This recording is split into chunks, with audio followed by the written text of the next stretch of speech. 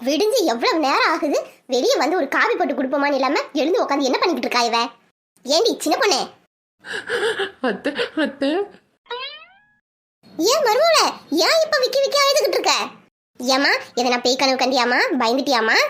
இல்லைங்க அத்தை, காலையில எனக்கு என் ஃப்ரெண்டு ஃபோன் பண்ணா. அவகிட்ட பேசினதுல இருந்து இப்படி அழுகியா வருது.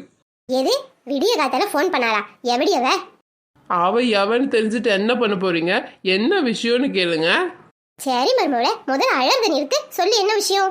ஒரு வருஷத்துக்கு முன்னாடி என் ஃப்ரெண்டுக்கு பைத்தியம் பிடிச்சிருச்சு அத்தை. அவங்க மாமியார் அவளை சங்கிலி போட்டு கட்டி வச்சிருக்காளாம்.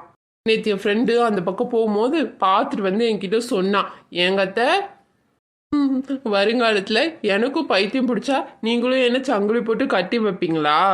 அட என்ன மருமோள, நான் போய் அப்படிலாம் பண்ணுவேனா? இதுக்கா நீ அழுதுகிட்டு இருக்க? ஏன் அவங்க வீட்டுல பெரியவங்க யாரும் இல்லையா அந்த பிள்ளைய பாத்துக்கிறதுக்கு? இருக்காங்க, அவ மாமியார் இருக்கா. அப்புறம் அந்த மாமியார் கிழவி எங்க போய் தொலைஞ்சா? இந்த பிள்ளைய சங்கிலியில கட்டியிருக்காங்க, அவ பாத்துக்க மாட்டாளாமா? அவளை ஹாஸ்பிட்டல் அட்மிட் பண்ணிருக்காங்களாம். ஏன் மருமோள? என் ஃப்ரெண்டுக்கு பைத்தியம் பிடிச்ச உடனே அவ மாமியார் தொண்டைய கடிச்சு தூணு துப்பிட்டாலாம்.